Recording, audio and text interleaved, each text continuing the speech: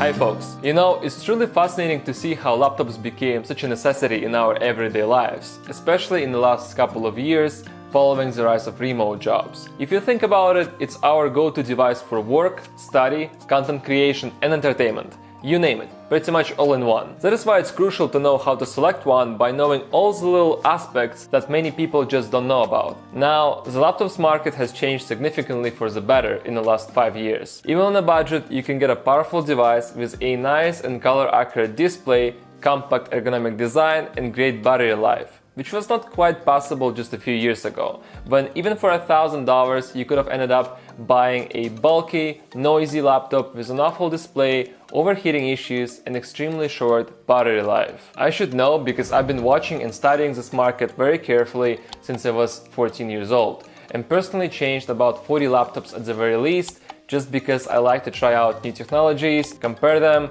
measure performance and so on. Anyways, watch this video until the very end and you will be able to select the best laptop for any budget and usage scenario. This video will be also useful for experts, as I'm sure they will learn something new as well. Now, let's start with the most important aspect of any laptop. And no, it is not the hardware, it's the display. Now, you can have the most powerful laptop on the market, but it just wouldn't make sense without a bright and color-accurate panel, unless you're planning to use your laptop with an external monitor at all times. I assume that you would want to travel with your laptop and use your device outdoors pretty often, to take it with you to work, hang out at a local coffee shop. You got the idea. Luckily, modern laptops are becoming more lightweight and compact every year, as laptops slowly shift from 2 kg standard to 1.5 kg and even less, while becoming more powerful. Anyways, when it comes to display, these are 3 things that you must know before you buy your laptop. First, check the color accuracy of your display.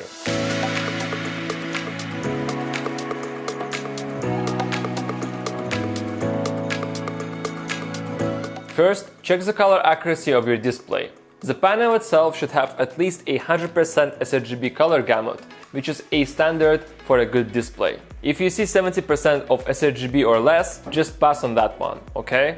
Now the brightness. As I mentioned before, there's a high chance that you would want to use your laptop outdoors, so make sure that the panel is capable of producing anywhere from 400 to 600 nits of brightness, which is considered a great result. I currently have an Asus G14 laptop with a decent color accuracy, but the screen is just dim, as it only has 250 nits of brightness, and trust me, it is a huge pain. Needless to say that it's completely useless not only outside, but even inside in a bright environment. So now I have to use my laptop with an external monitor at all times, which is not ideal and completely kills the idea of a portable workstation.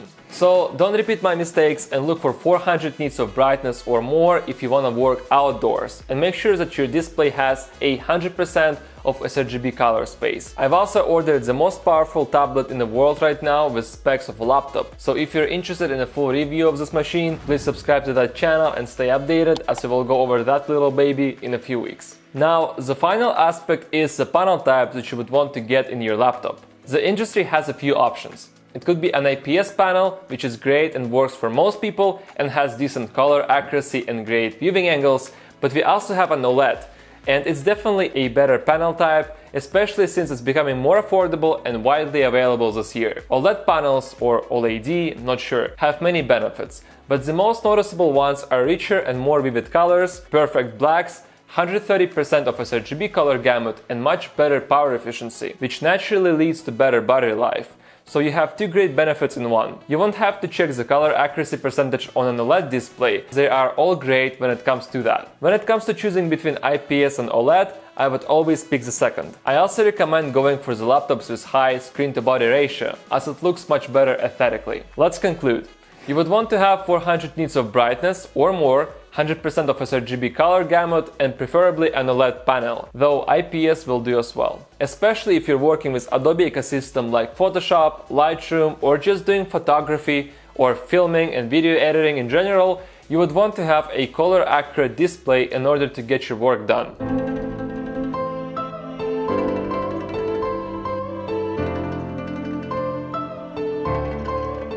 It's kinda interesting for me to see so many gaming laptops on the market with just horrendous panels. that have low brightness in 300 nit range or less, which is a shame for 2022, with awful color accuracy that's much lower than a 100% sRGB standard, they're still being sold for $1,000 or even more just because they have a powerful specs. Also, just another little piece of advice, it's awesome if your display has Dolby Vision support and HDR10 Plus technology, though it shouldn't be a deal breaker. It will make your laptop a better entertainment device if you like to watch your movies on streaming services, but again, it's not very crucial. It's just little thing. So that's it for the display part. Now you know what to look for firsthand before buying a laptop. So I suggest we get to the second part of this video, which is the hardware, finally.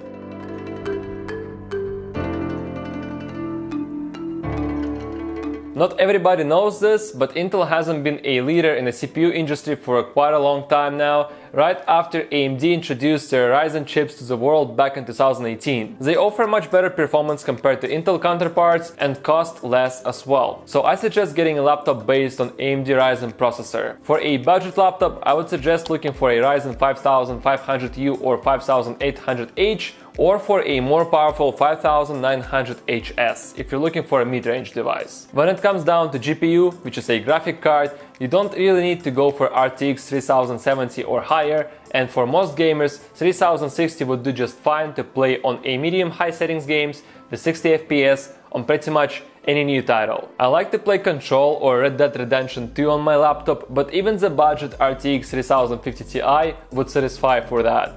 I simply don't see the need to overpay in my particular case, but if you are a gamer who wants to get 60 FPS or higher, I would suggest getting 3060 or 3070. And the final part of this video is the design and ergonomics of your laptop.